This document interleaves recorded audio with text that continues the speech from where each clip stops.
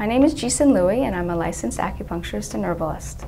In traditional Chinese medicine, HPV would be considered damp heat with toxicity. And so there are several factors that will lead to someone getting damp heat. Certainly diet and lifestyle, a lot of stress, too much sugar, too much greasy foods. All these things can contribute to creating dampness and heat in the body. And then the toxicity refers to the pathogenic influence. And in this case, we're talking about the virus, HPV.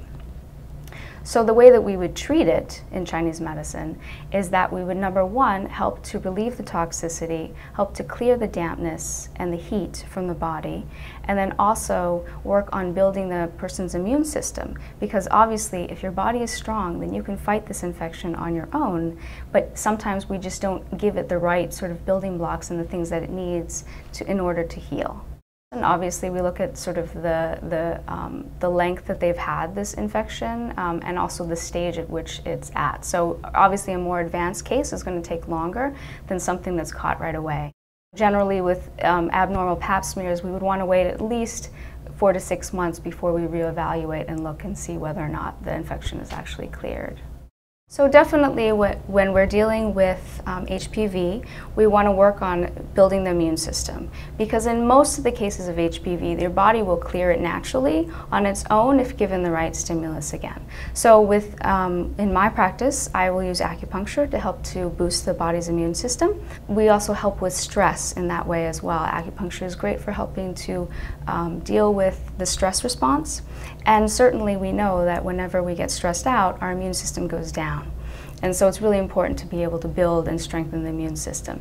Secondly, I will use Chinese herbs, and we use them in combination. We don't ever use herbs by themselves.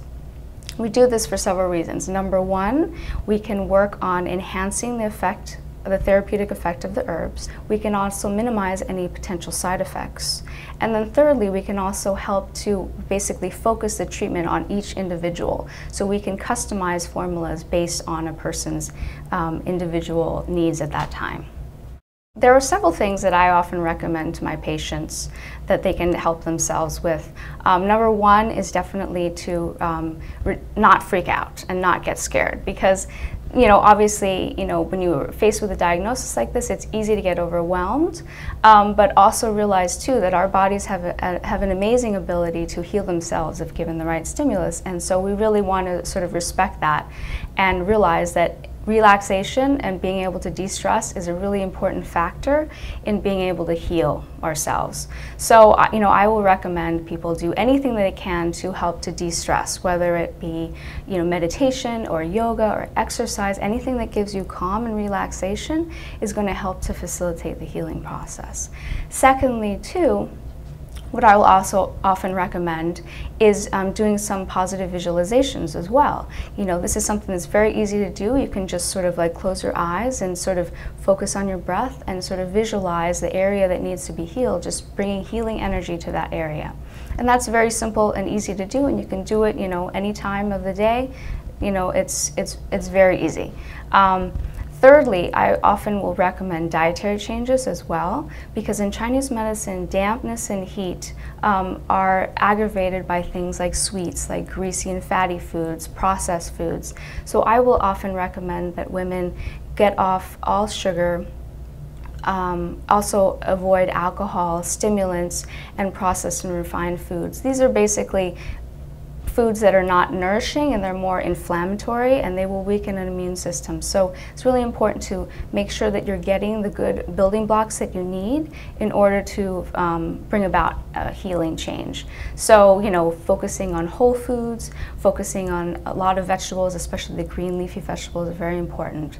And then just making sure that you're avoiding these things that can sort of weaken the immune system.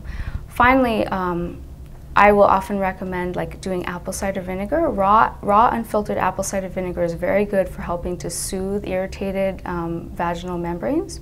And so you can do like a sitz bath.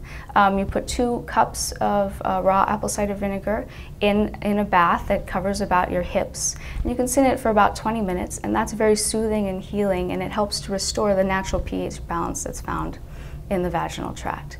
Another thing I will also recommend is taking Bio-K.